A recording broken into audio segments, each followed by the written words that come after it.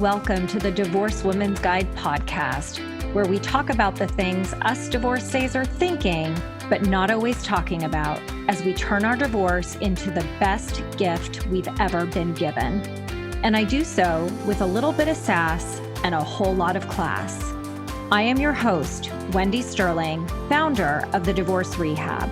I am here to support you in this transition phase of your life so you can start your new best chapter on your own terms. After all, that's what I did after my own divorce. And now it is my mission to change the conversation around divorce and help you see why your divorce, like mine, was the best gift you ever received.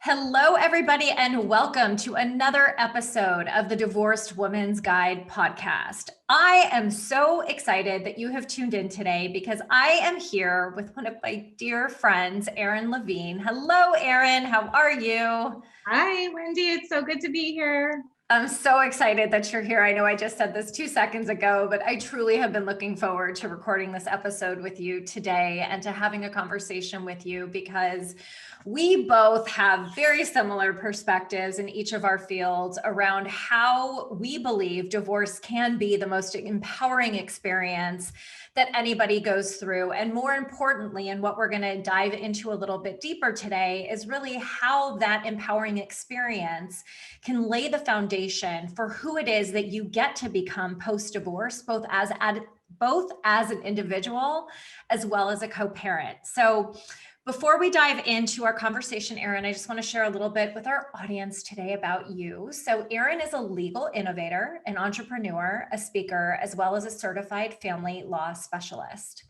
In addition to owning Levine Family Law Group, she is the founder and CEO of Hello Divorce, which is an award-winning online platform that makes divorce easier, cheaper, and less stressful. Her mission, just as mine, is to change the conversation around divorce, making the legal process transparent and the experience empowering so you are set up for a positive co-parenting relationship and a happier, healthier next chapter. Erin's legal technology and access to justice work has been recognized by the legal industry and beyond, with recent press features in Above the Law, Brit & Co., Forbes, Mind Body Green, Law Sites, and Entrepreneur. Recent accomplishments include the American Bar Association's James Keane Memorial Award for Excellence in E-Lawyering and Duke University School of Law's Legal Tech Accelerator Grand Prize, which congrats. Huge accomplishments for you, Erin. So many achieved since we met, I think almost about 2.5 years ago. So before we dive in, I would love for you to share your story and what inspired you not only to go into the area of law that you practice, but also to launch Hello Divorce. Absolutely. I just also want to say that it's so exciting to be standing here talking to you today about what we are both most passionate about, because now we have experience on our side. Right. When we first started talking about this, a plaintiff in a civil action, and I found the experience to be really empowering, scary, expensive, overwhelming. And while I received justice in like the traditional sense of the word, it just left me feeling bad. And so I wanted to do better. I wanted to figure out a new way to approach the law, not necessarily change the system, because that's not going to happen overnight, but to approach how we interact and relate with the law, because the law is super powerful and can help us, free ourselves from relationships that don't work, get us out of tickets, help us to immigrate. I mean, there's so many great things the law can do, but it's also a really trying experience. And so that became my focus and my inspiration. Yeah, that's wonderful. And I also know that having been an attorney, you also know how expensive the law process can be, and how costly divorces can be. So, if you wouldn't mind also talking a little bit about, I would love for you to also talk about Hello Divorce, because I think it is I recommend it quite a few times to a lot of people that I have conversations with, because I think it's a really valuable resource as well, because I also think that the access that you provide with the tools and the worksheets and the offerings on Hello Divorce is really kind of the first step in people really standing in their power as it relates to knowing how to approach their divorce. Thank you. I love our checklists and worksheets. And I wish like that's all I needed to do was create this amazing content.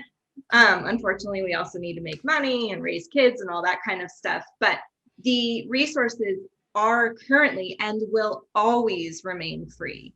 And while many of them are state specific, most of them are relevant across state lines. So, for example, we have a worksheet on developing your own self-care plan. We have a checklist on terms that you might want to include in your co-parenting agreement in light of COVID-19. Pretty much anything that you can think of that relates to divorce, we have a resource on it. And in some cases, a worksheet or a checklist or a template. So I'm super proud about that. And it's very important to me. Access to justice is crucial. And I believe that the biggest reason why divorces become messy and contested stems back to fear. And fear is created when people feel a loss of control, when they're afraid about what this divorce is going to look like. And so we do irrational things like lawyer up with the most aggressive lawyer in town, or take our kids and move out without telling our spouse because we're afraid that there's going to be a huge custody battle. Whatever it might be, we do irrational things as a result of fear, and that leads to a really messy divorce. And so my goal is to help with the divorce overwhelm and to help with the legal transparency, to make the law transparent so you understand exactly what the process is going to look like. Yeah, and I love that you brought that up, because I would say, and I actually think I even sent an email out today about this, is that the number one struggle that I hear all of my clients, every single person that I come into contact with, their biggest struggle is fear, and it's fear of the unknown. And what I always preach and talk about is that fear is actually not real. Fear is completely not real because it is based on your own stories that you're telling yourself about an outcome that hasn't even happened yet, right? And so we become irrational as we are trying to manage the whether we know the fear to be real or not. And as you said, we start acting irrationally. And that is why I think, again, the resources that you provide, as well as, the support that I'm able to give my clients, is really enabling them to kind of like take a breath, come back down. You don't need to react. You want to respond, right, appropriately. Yes. And to really, you think that you're stepping into your power by reacting, when you're actually giving it away by doing that. And the first real step of standing in your power is really taking a breath and choosing to respond, but responding from a more rational place. Yes. Oh, preach. I mean, it is. It's noticing. It's noticing that what somebody is saying or doing feels abusive or wrong or crossing your boundaries. That first step of even noticing is not only going to be helpful for your divorce and helpful, but it's empowering. Even if you don't react in that moment, especially if you don't react in that moment, like they don't get to determine like how you walk through the world or how you take the next step in your divorce. Unless there's an emergency, divorces don't happen overnight. You will have time to review the settlement offer with someone like a lawyer or somebody who's very knowledgeable, a financial professional. You will have time to decide whether you want to file single, or in some states you can file jointly. And so I think that is just so key to really, hold back on reacting, and remember that like every suggestion you make, every comment you make, every text you send can impact the direction that your divorce goes. And so sometimes people will tell me it feels a little fake. Like I feel like I'm walking a little bit on eggshells because I'm being kinder to my ex-husband or my soon-to-be ex-husband than I want to be. What do you say to that, Wendy? Like, yeah. Well, I mean, you have to have the lens of whatever you say can be used against you, right? Yeah. So to a certain extent, it's a game, right? exactly. And I hate to make it like, I hate to say that it's a game, but you know, one of the things that was ingrained in my mind, I did have to lawyer up. And one of the things ingrained in my mind that my lawyer told me was, she's like, if you are having a moment, do it on the phone. Do not do it over email. Do not do it over text message. Like, if you can get him on the phone, like if you're going to have an emotional outburst, let it be on the phone. Do not put anything in writing. And, you know, I think one of the biggest things that I always tell my client is, don't vent to them, vent to me, vent to a friend, vent to a family member. Never, never, never pick up the phone and lash out because of something that they did, because all it's going to do is hurt. You think you're hurting them, but all it does is really hurt you in the end. And ultimately, it's going to hurt your kids, right? So I always say, like, imagine your kids are standing next to you when you're having a conversation with their other parent. What would you say to them? Or would you not say anything because you know that they're listening and they're standing right there? That's a great tip. Right? Yeah. Right. So, it doesn't mean that you're not setting boundaries. It doesn't mean that you're not empowered. It simply means that we're being strategic, strategizing how we can best move through the divorce and how to best take care of ourselves and our kids while we reorganize our family. Like, that's okay. That's okay. it is. And I love that you use the word strategic, because you have to be, right? Marriage, well, I should say, you know, marriage that ends in divorce winds up becoming a business that gets dissolved, right? It's a business transaction, but we bring the emotion into it. And when the emotion comes into it, that's where you start losing your position of power, right? Versus standing in your power and seeing it as, well, I should be looking at this person as a colleague. I should be looking at this person as somebody that I'm dissolving a business with, that I want to walk out of this with my head held high. I want to be respected, and I want to make sure that I'm set up for future success. And in order to set yourself up for future success, you get to walk in there with a neutral mind. And a lot of that has to do with getting support from somebody who can help you get to that place, right? Because I mean, listen, you're an attorney by trade, right? You are a lawyer, and I'm sure you love billing for, to a certain extent, you love billing for therapy hours, but at the end of the day, right, that's not your role. So how do you, in your position, empower your clients to really make better decisions for themselves in that role of lawyer? Well, it starts from the very beginning, and it also starts with recognizing that lawyers no longer should be the center of a divorce case. Lawyers are just one piece of a big puzzle. And in this country, and most countries, most Western nations, we put the lawyer at the center of the divorce case. No wonder why there's so much conflict. As lawyers, we're trained to argue. Like, what would we expect, right?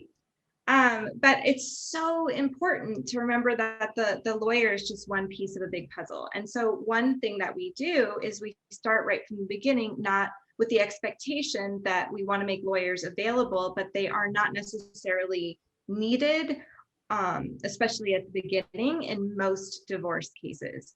So by taking that piece out and not having this lawyer confrontation right from the start, but instead having trained legal assistants or social workers reach out to the other spouse, that already sets the stage. Like, hey, we're going to do everything we can. I'm going to do everything I can to make certain that we have an amicable divorce. And I started that by like hiring Hello Divorce and using their platform. Maybe it's that your divorce is so crazy complicated that you do need a lawyer from the start. that doesn't mean that you can't bring in another professional to like help you guys manage conflict, to mediate any disputes, to set some ground rules even. Mm-hmm. We have some very complicated mediated divorce cases on our platform because we offer mediation too. And I think what has allowed these parties to be so successful is that we start with the ground rules, like what's important to you. And oftentimes what's important to both parties is that like they maintain a healthy relationship with their kids, that they're able to, move through without going to court. All these, like, it turns out that there's a lot of aligned goals. And when you start your divorce off that way, and you get through the first couple of steps that don't involve mediation together, it sort of feels like a win. And now we're moving towards the end. So it's just about like really thinking through and designing a divorce in a way that doesn't start with lawyering up and running to court. Hey, it's Wendy here. I wanted to take a quick break from the conversation to let you know about another free event I'm hosting on Tuesday, September 29th about divorce and narcissism. If you're somebody who is divorcing a narcissist or someone with narcissistic characteristics, this is something you don't want to miss. You will learn what you need to know before you divorce a narcissist, how to successfully negotiate with one, learn financial hacks, how to set boundaries and co-parent with a narcissist, and so much more. The event is free and it's live, and all you have to do is register today by visiting divorceandnarcissism.com. Again, the event is live on Tuesday, September 29th, so block your calendar today.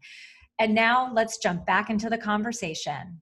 And I think you said something really important, which is that it really sets you and your soon-to-be ex-spouse up to, it's almost like you're starting out understanding, what it is that's most important to you. And it allows you to also kind of see where you're willing to compromise, right? Because let's be real, you don't get everything. You're not going to get everything you want, right? And those that do, it's a very, very, very, very, very small percentage, I'm sure.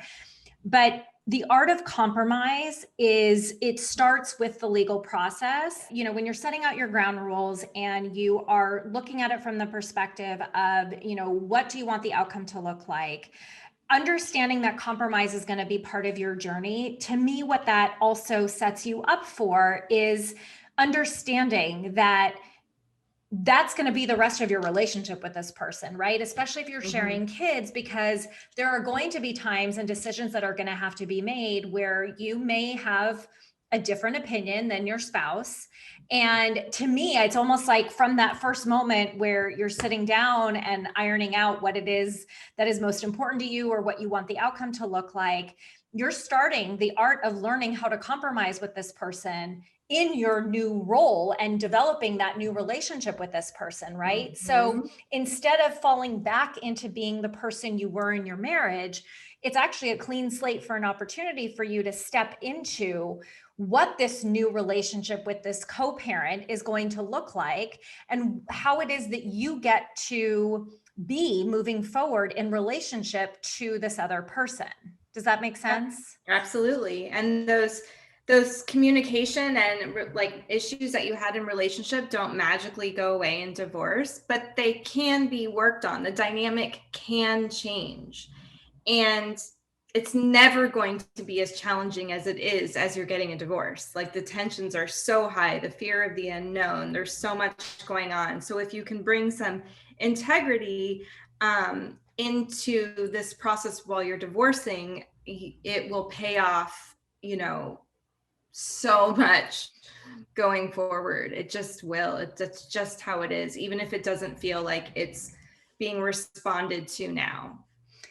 I agree. And I think that, what a lot of people don't necessarily realize is I always say my divorce was a gift, right? It was happening for me, not to me. And you can choose to have the perspective of a victim, right? Walking into the room and having to make decisions based on your future. And you can choose to see through a lens of fear, or you can look at this as an opportunity for you to see how it is that you get to start over, to see how it is that you get to choose to live this next life. Because, at the end of the day, life is meant to be lived. I say this all the time, like you can choose to live in the lens of your past, or you can choose to live with the possibility of what is potentially like what can come, right? What is possible on the other side.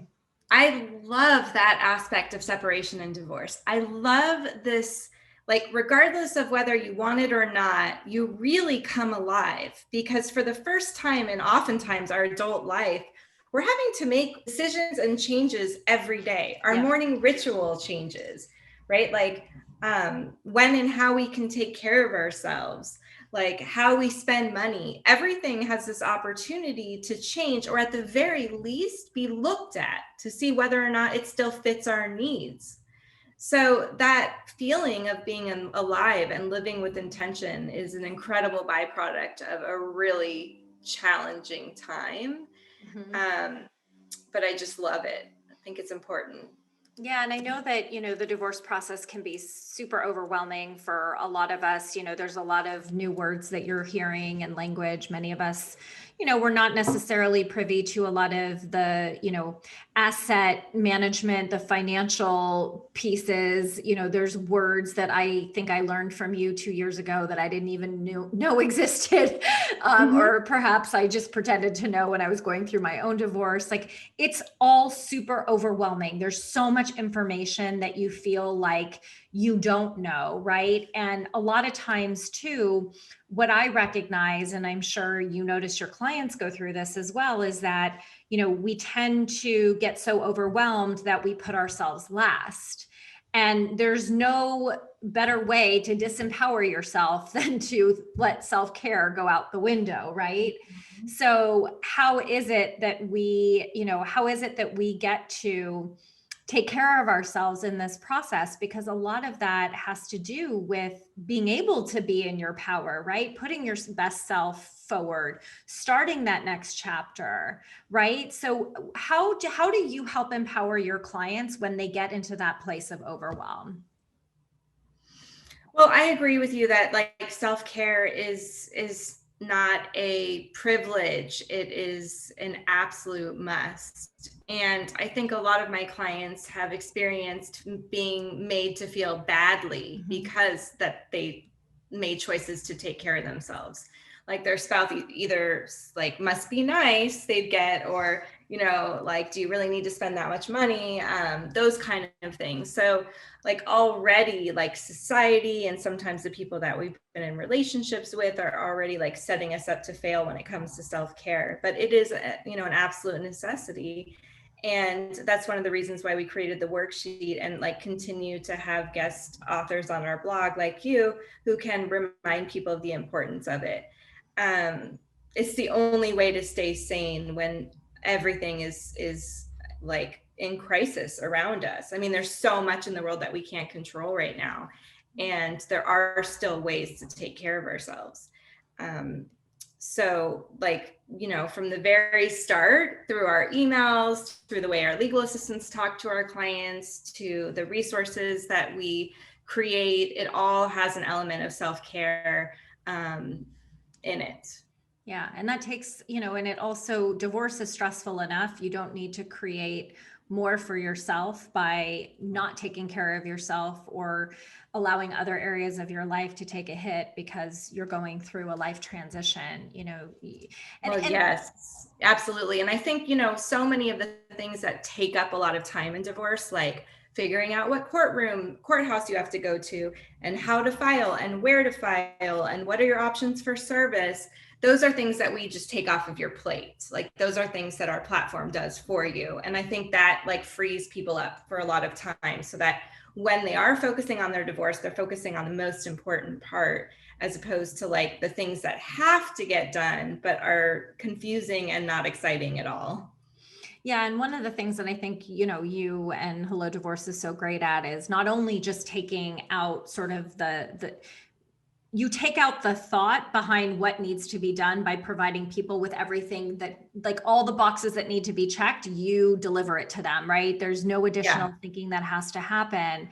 And the other thing that actually just came up for me as we're talking about this too is that, yes, there's a lot of to-dos, in the process of filing and going through the divorce and negotiating and mediation and all of that fun stuff.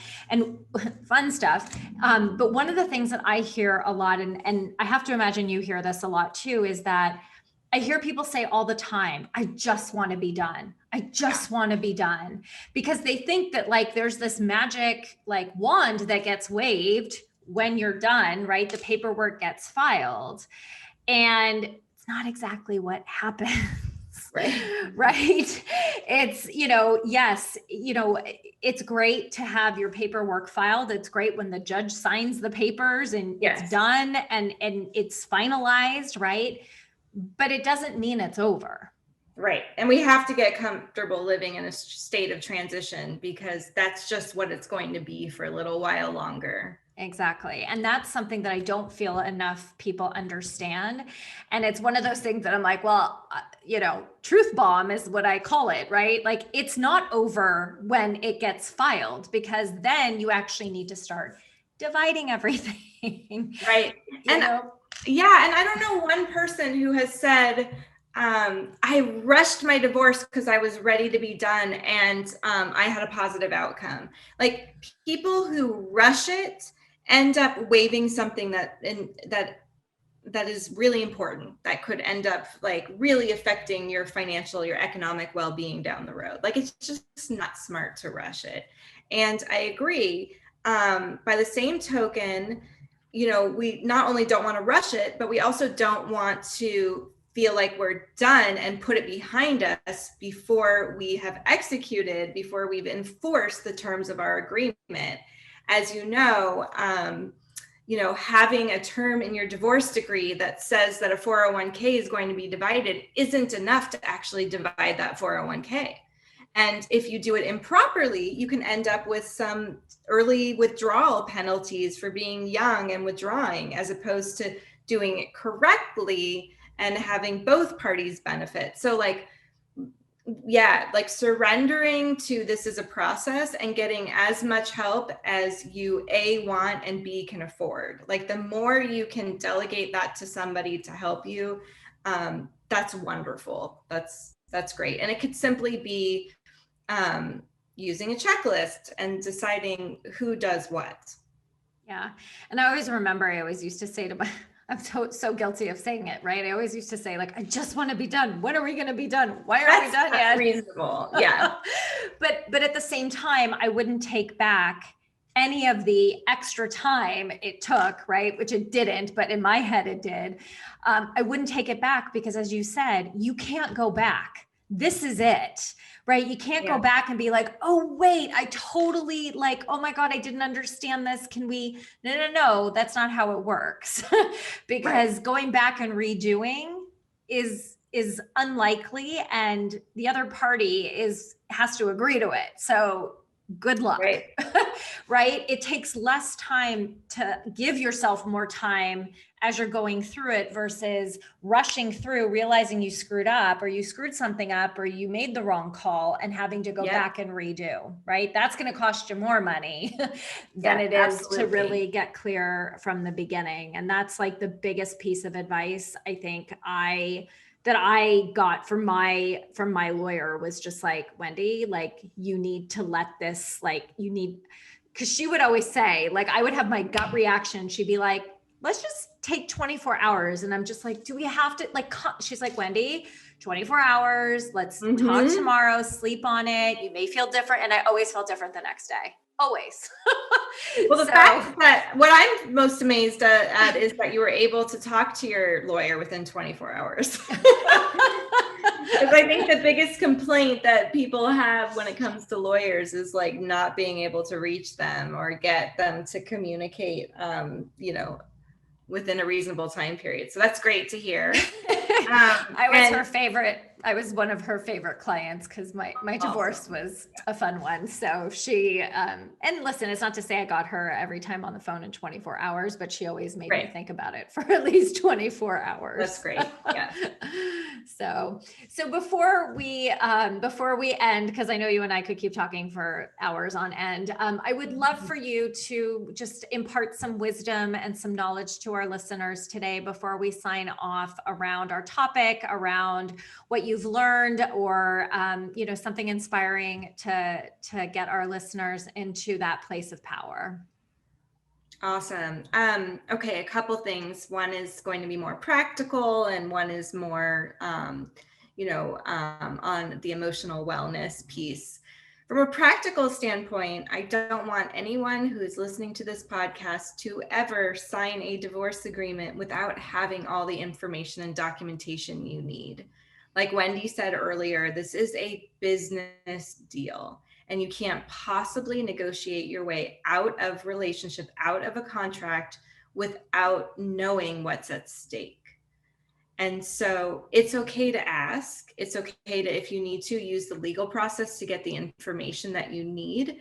But what's not okay is to, make decisions without having clarity. Great. And advice. You're not a nag, you're not bad, you're not, dragging up expenses, all that kind of stuff by asking for what you need. Number one. Number two is women tend to give up stuff first in negotiation. And I think that's our way of saying that, like, we still care about you. We want you to have a good life moving forward. We want you to know that we're going to be reasonable in these negotiations. Well, we are reasonable. We're negotiating for a reason, as opposed to taking it to court at the first, fight that we get in. And so there's nothing that you need to prove there. And I would strongly consider letting them make an offer first, so you get a good sense for where they're at. And then you can talk to your friends, you could talk to a lawyer, you could talk to me, you can talk to Wendy about what the next move is. But don't start from a place that's beneath what you want or need. And then from an emotional standpoint, divorce is challenging. There's no question about it. But there's no one right way to do it. There really isn't. There are lots of ways to move through the divorce process, which is one of the reasons why we have so many different services offerings at Hello Divorce. But there is a wrong way, and the wrong way is to walk into the process with a grudge, feeling revengeful, wanting to punish your spouse, because that never ends well. It just never ends well. And the system, no matter what state you are in, is not set up to be punitive. It's not set up to punish your spouse. Every so often, maybe you'll get, an extra $1 here or there because your spouse did something nasty, but it'll never feel like enough. And it will become a full-time job, and it will take over your life. I have never seen anyone who comes to their divorce with those emotions up front who had a successful divorce, or whoever really let it go. And so you can be mad, you can be angry, you can feel upset, all of those things. And I hope you do. I hope you really feel everything that you need to feel, but it just can't be the motivation for divorce or how you walk through it. So I think that's cool.